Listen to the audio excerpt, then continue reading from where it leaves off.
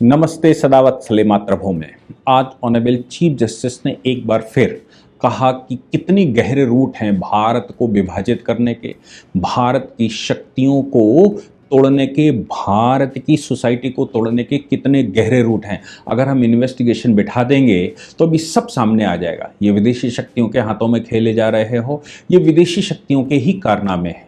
आप सोचिए कि एक पिटीशन को डिसमिस भी कर दिया और डिसमिस करने के साथ ये कमेंट भी किया। उस पूरे विषय को हम लोग जानने की कोशिश करेंगे। हालांकि कभी कभी ये राष्ट्रभक्ति बड़ी नाजुक भी हो जाती है, बहुत कठिन परिस्थितियों में आ जाती है। ऑनरेबल जस्टिस सूर्यकांत और ऑनरेबल जस्टिस जयमाल्या बागची की अदालत में ये मामला था। मामला बड़ा गंभीर था और मुझे लगता है कि जानने की जरूरत है।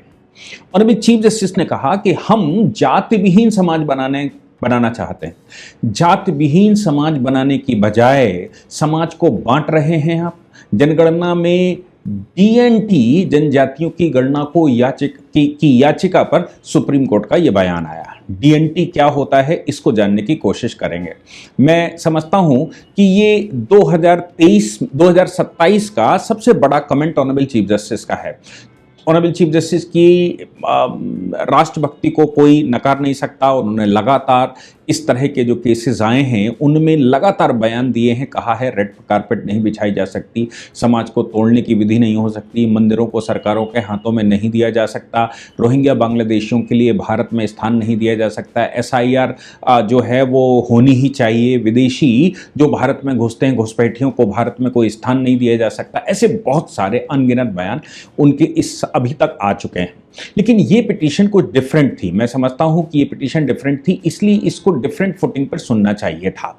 मामला था कि जो खानाबदोश जिंदगी जीने वाले लोग हैं, हमारे यहां अनुसूचित जनजातियों में खानाबदोश और अर्ध खानाबदोश, खानाबदोश जहाँ तक मैं समझ पाया कि खानाबदोश और अर्ध खानाबदोश हम उनको कहते हैं जो घुमक्कड़ जातियाँ हैं। और घुमक्कड़ जातियाँ जो रोज या महीने 2 महीने में अपना स्थान बदलती हैं, देश भर में घूमती हैं।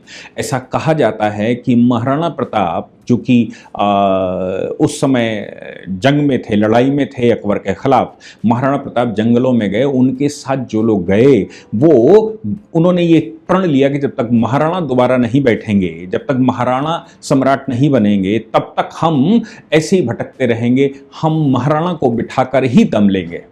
ऐसी देश भर में, चूंकि भारत बहुत विविधता का देश है, भारत में बहुत प्रकार के लोग हैं। हालांकि उन सभी को हमारे पूर्वजों ने वेदों के माध्यम से, संप्रदाय के माध्यम से, विज्ञान के माध्यम से एक किया, इसमें कोई शक नहीं है। उन्होंने घर घर जाकर काम किया होगा, तब हम एक हो पाए। क्योंकि भारत में तोड़ने के बहुत सारे साधन हैं। आप भारत में तोड़ने का जाति है, संप्रदाय है, क्षेत्र है, प्रांत है, भाषा है, वेशभूषा है, विवाह संस्कार हैं, ऐसे बहुत सारे प्रकार हैं जिनसे भारत में टूटने के, अलगाव के साधन दिखते हैं।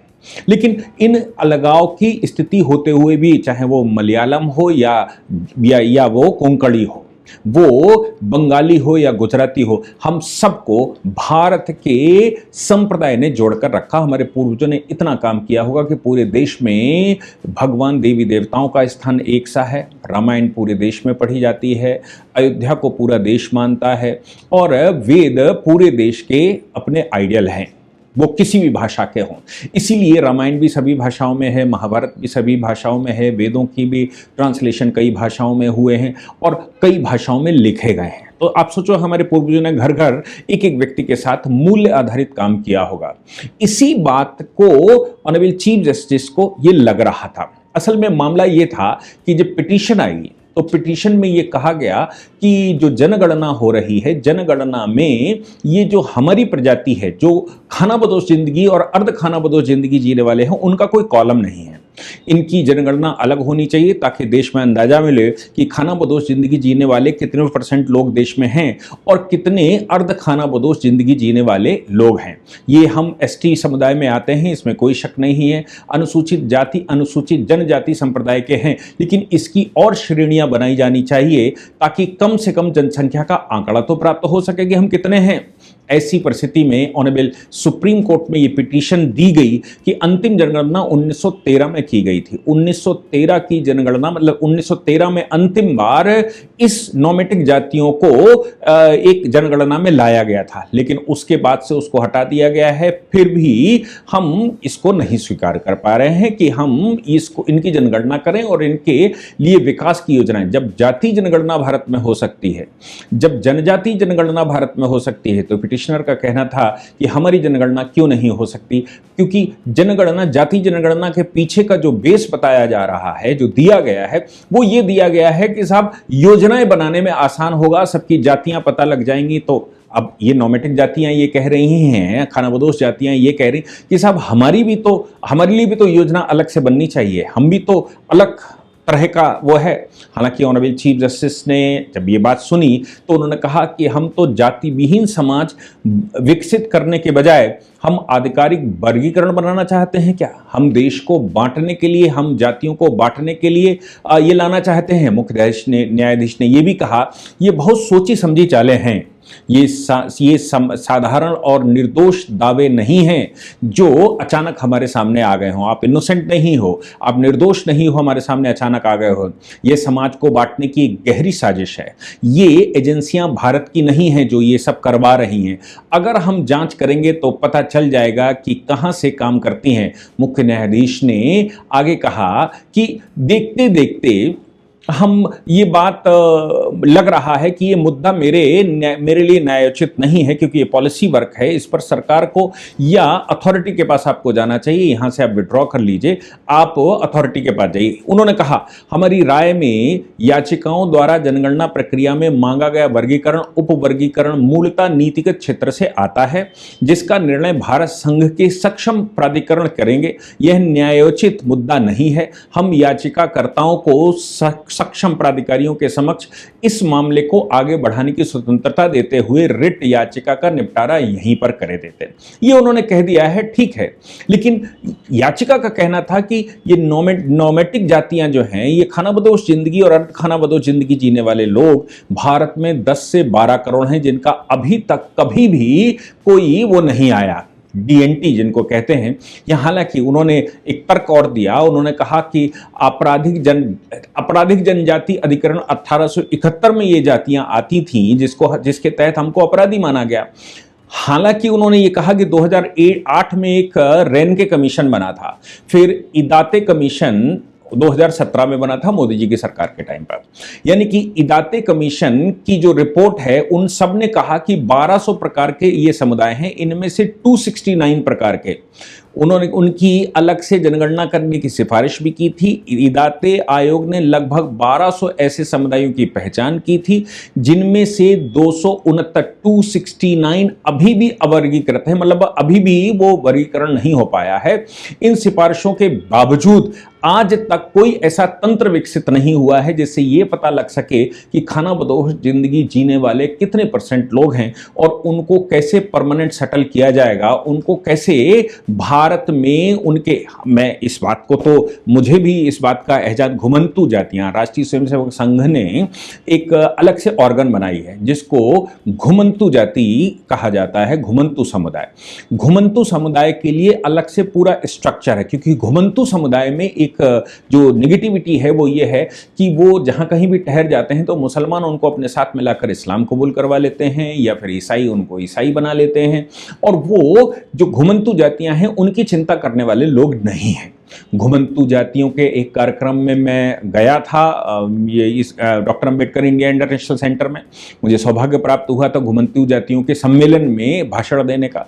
मैं समझता हूं कि घुमंतू जातियों के लिए अलग से आयोग होना चाहिए, SC/ST आयोग के अलावा घुमंतू आयोग होना चाहिए। घुमंतू जातियों के वोट भी नहीं है। आप सोचिए, घुमंतू जातियां आइडेंटिफाई नहीं हैं, उनके पास अभी उनके आधार कार्ड नहीं है, उनका सिटीजनशिप प्रमाण पत्र नहीं है, ऐसी एक बड़ी संख्या है। हालांकि जब राष्ट्रीय स्वयंसेवक संघ ने घुमंतू जनजाति समुदाय के लिए अलग से संगठन बनाया तो वो पूरे प्रयास में है कि इनको भारत की नागरिकता और भारत के सारी सुविधाएं जो दी जा सकती हैं वो दी जाएं, इनके आधार कार्ड बने, इनके पहचान पत्र बने, इनके वोट बने। ये प्रयास है। लेकिन ऑनरेबल चीफ जस्टिस का कहना भी बिल्कुल ठीक है कि ये जो समुदाय को बांटने की प्रक्रिया, क्योंकि ये जो घुमंतू समुदाय के लोग हैं, कहीं तो एससी में आते हैं, कहीं एसटी में आते हैं, कहीं इनको ओबीसी में कैलकुलेट किया गया है जहां ठहर गए, बस गए। कुल मिलाकर इसका कोई फॉर्मुलेशन नहीं है और वो फॉर्मुलेशन ना होने की वजह से उनके साथ न्याय की समस्याएं आती हैं। हालांकि इदाते आयोग ने रिकमेंडेशन की है कि इनके लिए अलग से एक ऑर्गेनाइजेशन, एक कमीशन होना चाहिए और इनकी आइडेंटिटी और इनको रीसेटल करने के लिए, इनको परमानेंट सेटल करने के लिए पूरे प्रयास किए जाने चाहिए। ऐसे 269 समुदाय हैं जिनको अभी तक कोई आइडेंटिफिकेशन नहीं दिया गया है। ऑनरेबल चीफ जस्टिस का कहना इसलिए सही है क्योंकि वो कह रहे हैं कि इस तरह की पिटीशनें जब हमारे पास आती हैं तो राजनीति से प्रेरित होती हैं, विदेशी शक्तियों से प्रेरित होती हैं, समुदाय को तोड़ने का, जब बल्कि इन समुदायों को सबको एसटी शेड्यूल्ड ट्राइब कैटेगरी में रखा गया है।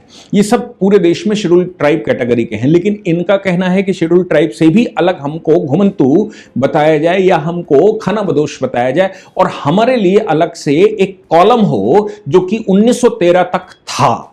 ऐसे कॉलम में, और 1913 तक था, उसके बाद हमको अपराधी घोषित कर दिया गया था कि हम एक नगर से दूसरे नगर अपराध करते घूमते हैं, हम अपराधी समुदाय में प्रिजम्पटिव अपराधी बना दिया गया था। इसलिए आज की तारीख में हमको रीसेटल करने की आवश्यकता है, या उन्होंने जो भी अपना तर्क दिया।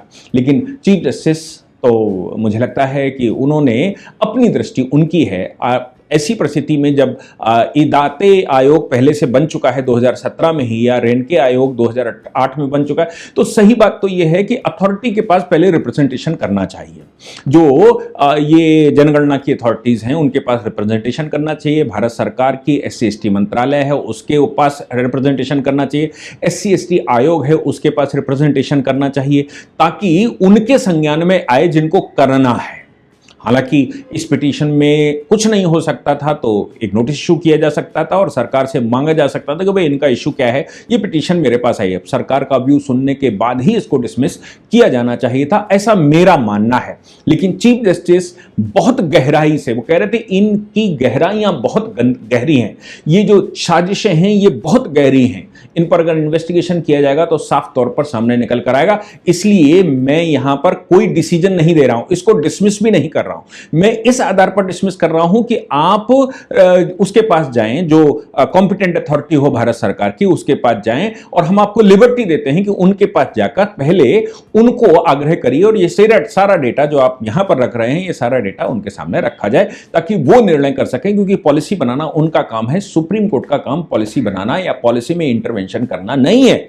मैं समझता हूं कि बात दोनों की ही ठीक है, पिटिशनर की भी बात ठीक है और सुप्रीम कोर्ट भी अपनी दृष्टि से हड़का जरूर रहे हैं। इसलिए हड़का रहे हैं क्योंकि पूरे देश में ये चल रहा है नटबंधन, ये एक साजिश के तहत देश को तोड़ने की प्रक्रिया चल रही है। क्षेत्रवाद के आधार पर, जातिवाद के आधार पर, संप्रदायवाद के आधार पर, या फिर क्षेत्रवाद के आधार पर, या भाषाई आधार पर, या रहन सहन के आधार पर, या खान पहन के आधार पर, इन आधारों पर देश में तोड़ने की साजिशें चल रही हैं। ग्लोबल मार्केट फोर्सेस देश में काम कर रही हैं, इसमें कोई शक नहीं है। लेकिन जेन्युइन मामले भी उनके निपटारे करना भी सरकार का काम होना चाहिए। इसलिए सरकार को भी इस पर संज्ञान लेना ही चाहिए। ये विषय करने वाले हैं, मेरी दृष्टि में करने वाले हैं, इनकी बात सुननी चाहिए और सुनने के बाद डिस्पोजल प्रॉपर करना चाहिए, ऐसा मेरा अपना विचार है। जय हिंद, जय भारत, वंदे मातरम।